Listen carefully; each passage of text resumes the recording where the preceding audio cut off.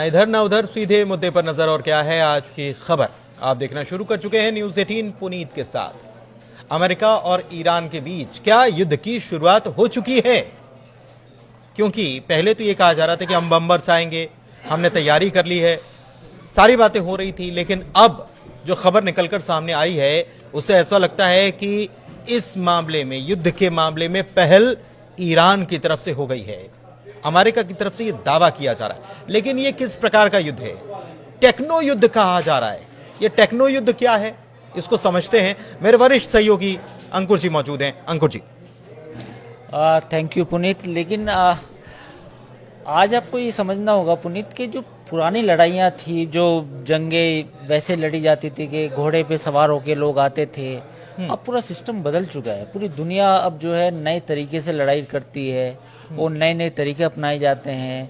और हैरानी की बात यह है, आज हम अपने दर्शकों के सामने ये खुलासा करेंगे कि ईरान को ये माना जाता है कि ईरान के पास ज़्यादा सोफिस्टिकेटेड टेक्नोलॉजी नहीं है, लेकिन इसका उल्टा है।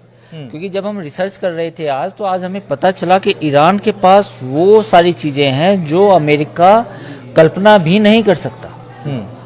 और उसी की वजह से उसको अमेरिका जो है चौंक भी रहा है, हैरान भी हो रहा है। बिल्कुल। और वो पहले जो कह रहा था कि हमने डिएगो गार्सिया में इतने विमान तैनात कर दिए हैं, स्टेल्थ बॉम्बर्स हैं, B-2 स्टेल्थ बॉम्बर्स हैं, आएंगे और धमाका मचा देंगे और धमाल मचा देंगे, तो उसकी क्या हवा निकली है? क्या हुआ है, क्या खबर आई है? खबर ये है कि C-17 एक विमान था।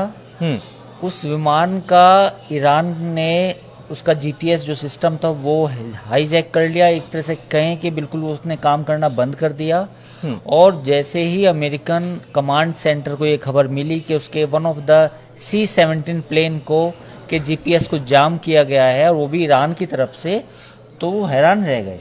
उनको लगा कि ईरान भी ऐसा कर सकता है क्या? क्योंकि अगर ईरान के पास ये टेक्नोलॉजी मौजूद है, तो जो स्टील्थ फाइटर हैं, जो B-2 बॉम्बर हैं अमेरिका के, या F-35 है जिनको लेकर अमेरिका इतना मुतमईन है कि वे बहुत शानदार एयरक्राफ्ट हैं, दुनिया के फाइटर प्लेन हैं, तो उनका जीपीएस सिस्टम भी हैक कर सकता है। तो ईरान ने बेसिकली जो फारस की खाड़ी है वहाँ, प्लस जो अपना परमाणु संयंत्र हैं जो वहाँ पे एटॉमिक रिएक्टर्स हैं, उनके आसपास जीपीएस ऐसे जीपीएस ट्रैकर मशीनें लगाई हैं, जो एक बेसिकली पूरा सिस्टम होता है जो विदेशी विमान के जीपीएस को डिटेक्ट करता है, साथ ही उन विमानों के जीपीएस को हैक कर लेता है, या कंफ्यूज कर देगा, जैम कर देगा बेसिकली, मतलब काम नहीं करेगा।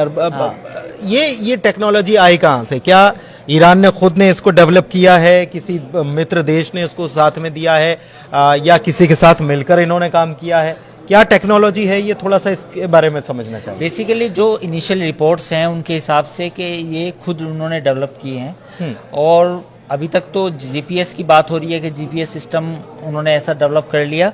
एक मैं आपको इंसिडेंट बताऊंगा कि जो ईरान ने क्लेम किया था और जो काफ़ी मतलब चर्चा में भी आया था, ये बात है दिसंबर 2011 की। दिसंबर 2011 में यूएस का एक US RQ-170 ड्रोन, ये बेसिकली ड्रोन का नाम है, US RQ-170। ये ड्रोन ईरान की जो एयर स्पेस उसमें आता है, उसमें आने के बाद जो ईरान का जो अपना सिस्टम है उसके हिसाब से वो उसको पहले गलत जीपीएस सिग्नल फीड करना शुरू करता है, क्योंकि वो ईरान की टेरिटरी में है। तो ईरान का जो पूरा सिस्टम है वो उसको गलत जीपीएस देता है, और वो जीपीएस को वो डिटेक्ट कर लेता है अमेरिका का ड्रोन, और फिर ईरान उसको अपनी धरती पर उतार लेता है। तो जब इस तरह की घटना हुई तो अमेरिका ने साफ इनकार कर दिया कि ऐसा हो ही नहीं सकता। हालांकि अमेरिका ने ये जरूर माना कि उसका वन ऑफ द जो ड्रोन था जो ईरानियन सीमा में चला गया था वो कहीं गायब हो गया, गिर गया, या उसको शॉट कर दिया गया, मार गिराया गया। लेकिन अमेरिका ने ये स्वीकार नहीं किया कि उसके ईरान ने अपने जीपीएस सिस्टम के थ्रू उस ड्रोन को अपनी सीमा में उतार लिया। तो ये जो बात थी ये अमेरिका ने स्वीकार नहीं की।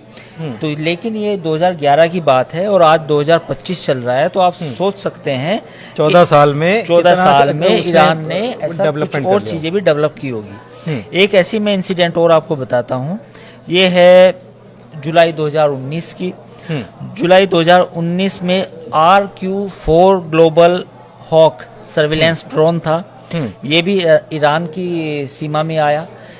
इस ड्रोन को भी ईरान ने गलत जीपीएस फीड करके, जैसा ईरान दावा करता है, उसको भी अपनी सीमा में उसको पहले उतारा और फिर उसको डिस्ट्रॉय कर दिया। तो ये इंसिडेंट कुछ हो चुकी है। अब सवाल उठता है ये कि जो स्टील्थ फाइटर है, यानी कि जो अमेरिका कहता है कि हम रडार पे भी नहीं आएंगे, कहीं दिखाई नहीं देंगे, तो क्या वो एग्जिस्ट करते हैं कि ईरान कुछ कर पाएगा?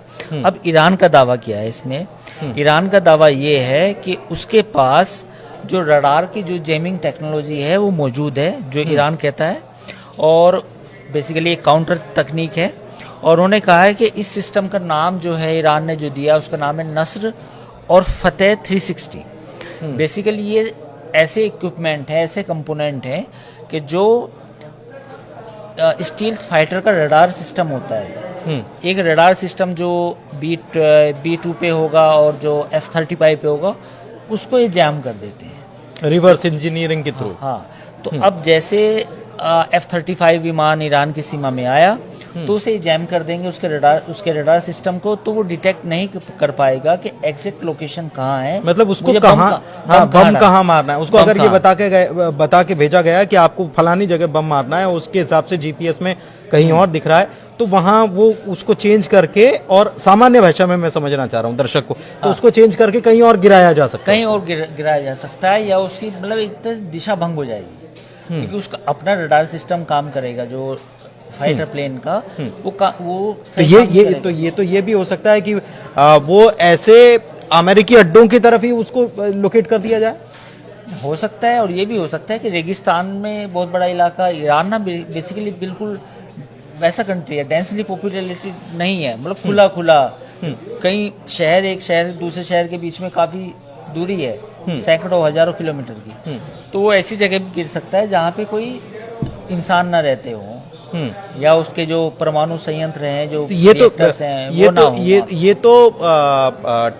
जो टारगेटेड मिसाइल्स होती हैं, ये तो उसके साथ भी किया जा सकता है। बिल्कुल किया जा सकता है, क्योंकि वो भी एक, उनके अंदर भी जीपीएस डेटा होता है। देखो, ये बात तो समझनी पड़ेगी कि हर चीज जीपीएस से ही गाइडेड होती है। उनको बताया जाता है कि ये लोकेशन है, उनकी मेमोरी में वो चीज़ें फिट की जा रही हैं, और फिर वो मिसाइल हो या कोई प्लेन हो, ऐसे ही काम करता है।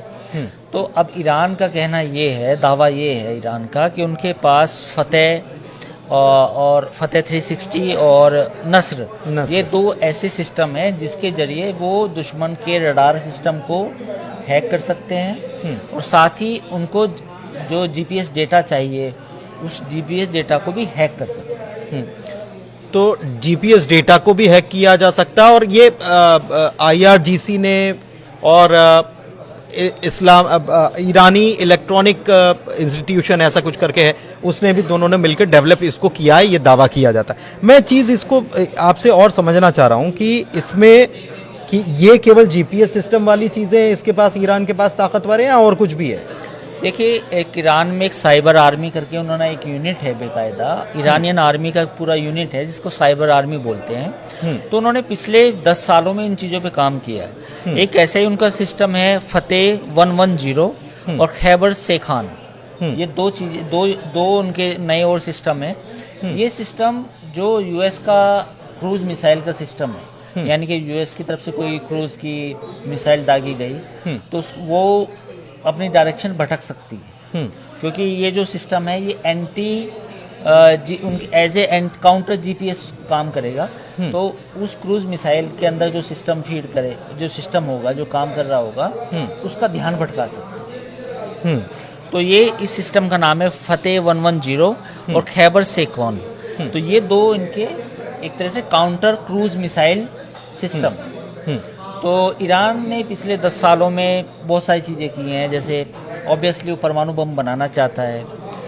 दूसरी जो इलेक्ट्रॉनिक वारफेयर सिस्टम है, एआई का भी वो यूज़ कर रहे हैं, जैसे कुछ इनिशियल रिपोर्ट्स बताती हैं कि ईरान एआई का यूज़ भी कर रहा है, ताकि आने वाले समय में जब कभी लड़ाई की स्थिति आए या जंग की हालत आए तो उसमें उस एआई का यूज़ करके भी अपने आप को बचाया जा सके।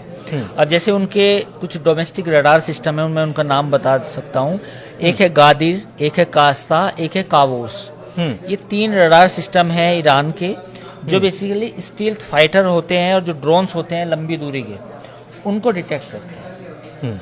तो आमतौर पे ये माना जाता है कि स्टील्थ फाइटर्स तो आएंगे नहीं वो हाँ, लेकिन ईरान दावा करता है कि उसके पास जो ये गादिर, कास्ता और कवोश जो 3 डिफेंस सिस्टम है, रडार सिस्टम है basically, they can detect stealth fighter also.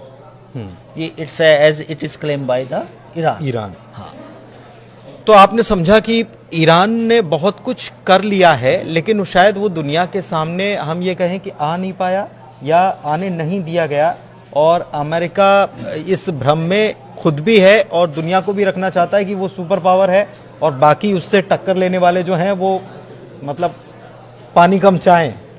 नहीं है ये बात भी हो सकती है, लेकिन पिछले ये बात तो सच है कि पिछले 10-15 सालों में, या यूँ कहें कि पिछले 20-25 सालों में ईरान का पूरा फोकस अपनी मिलिट्री पे रहा है। ईरान ने अपना देखिए न्यूक्लियर पावर का जो प्लांट्स हैं 2-3 बनाए, 3 प्लांट्स हैं उनके पास, वो बनाए। पिछले कुछ दिनों में उन्होंने जिस तरीके से, जैसा हमने अभी बात की, इलेक्ट्रॉनिक सर्विलेंस पे काम किया, रडार सिस्टम पे काम किया, और उसके पास S-400 की बात भी हो रही थी कि ईरान के पास S-400 भी है। हालांकि वो उतनी मात्रा में नहीं है जो उसने रशिया से परचेज किए हैं जितने होने चाहिए।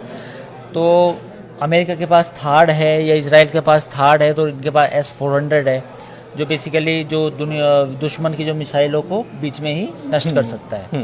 तो ऐसा नहीं है, ईरान ने पिछले 20-25 सालों में अपनी जो मिलिट्री है उस पर काफ़ी इन्वेस्टमेंट किया है, और या यूँ कहें कि जो तेल से जो इनकम हुई थी ईरान को, उसका काफ़ी अच्छा उसमें हिस्सा मिलिट्री पे खर्च किया है। तो जब आप किसी भी चीज़ पे खर्च करते हैं, जाहिर है उसके रिजल्ट आएंगे।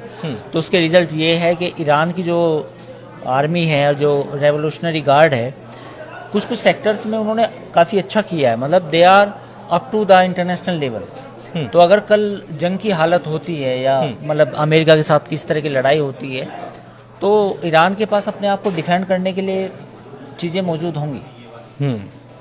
एक चीज़ और बताएं कि फारस की खाड़ी जहां पर ये तैनाती की गई है और ये जीपीएस को ट्रैक करना या उसमें बदलाव करना जो है, वो होमुर्स आइलैंड की बात जहां तक बात होती है, तो वहां से 20% तेल सप्लाई होता है।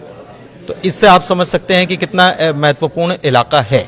मैं एक चीज़ और आपसे समझना चाह रहा हूं कि यमन में लगातार हूतीस पर अटैक कर रहा है अमेरिका, हथियार भी उसके खाली हो रहे हैं, जाहिर तौर पर काफ़ी महंगा साबित हो रहा है। एक खबर ये भी आई कि ट्रंप इसको लेकर भी परेशान है कि बहुत महंगा पड़ रहा है ये। बिल्कुल। और ये अगर महंगा पड़ रहा है, और ईरान ने अभी खामोशी इस मामले में अख्तियार करके रखी है, और ये भी कहा है कि हमारे पास तो मिसाइलों का पूरा भंडार है, 1 लाख से ज़्यादा मिसाइलें हैं। सवाल ये भी है, आज मैं कहीं रिपोर्ट्स पढ़ रहा था पुनीत, कि अमेरिका तो ग्राउंड इन्वेजन की तरफ भी सोच रहा है कि हुतीज से अब एयर अटैक्स उतने प्रभावी नहीं रहे हैं। आप देखिए अमेरिका ने कितने बॉम्ब डाले हैं, कितनी बॉम्बिंग की, और उससे 4-6 महीने पहले तो इजराइल हुतियों पे बॉम्बिंग कर चुका है। लेकिन बावजूद इसके हुतीज का जो मतलब अटैक है वो कम होने का नाम नहीं ले रहे हैं। तो ऐसी हालत में अमेरिका इस चीज़ को भी सोच रहा है कि ग्राउंड इन्वेजन किया जाए। तो लेकिन अब देखना होगा कि क्या वो कर पाता, क्योंकि इतना आसान भी नहीं है। लेकिन महंगा तो पड़ रहा है, महंगा तो ऑब्वियसली पड़ रहा है। दूसरी बात, इतनी बड़ी टेरिटरी है, मतलब आसपास चारों तरफ जो कंट्रीज़ हैं उसमें 2-3 चीज़ें हैं। जैसे मैं सऊदी अरब की अगर बात करूं कि सऊदी अरब का तो सपोर्ट मिलेगा हुतीस को कंट्रोल करने के लिए, लेकिन पास में फिर ईरान भी है। हुतीस पे अगर आप ग्राउंड इन्वेजन करते हैं तो फिर ईरान भी रिएक्ट कर सकता है। दूसरा कतर, ओमान, ये कंट्रीज भी हैं, ये नहीं चाहेंगे कि एक मिस्र हुआ, गल्फ में एक नया कोई लड़ाई छिड़ जाए, जैसे इराक में ऑलरेडी हुई थी लड़ाई। तो ये सारी चीज़ें हैं, देखना होगा। लेकिन ये बात सही है आपकी पुनीत, के इतने बॉम्बिंग के बाद भी हुतीस का जो मामला है वो सुलटा नहीं है। वो अभी भी मामला अमेरिका के लिए गले की फांस बनी हुई है। गले की फांस बनी हुई है। दूसरी तरफ गले की फांस बने होने के बावजूद भी ट्रंप जो हैं वो धमका रहे हैं ईरान को। लेकिन एक चीज़ मैं आपसे और समझना चाह रहा हूँ कि ये जो स्थितियाँ बन रही हैं, हर तरफ से ट्रंप घिरते चले जा रहे हैं, चाहे फिर वो वहाँ पर उनके टैरिफ वाला मामला हो। ये दूसरी खबर ये आती है कि एक ईरान ने काउंटर अटैक ही कह सकते हैं इसको, कि वो गश्त करने गए थे या खुफिया जानकारी जुटाने गए थे तो उन्हीं को निपटा दिया। बिल्कुल ये बात भी है। एक्चुअली क्या है कि पूरा आप कियोस को अगर देखें मिडिल ईस्ट में, ये लंबा चलने वाला है। आप देखिए इजराइल पर आज हमास ने करीब 10 रॉकेट दागे जिसमें करीब 2-3 लोग घायल भी हुए। लेकिन उससे पहले 2 दिन पहले इजराइल ने जो बॉम्बिंग की उसमें 50 से ज़्यादा लोग मारे गए, जिसमें औरतें और बच्चे भी थे।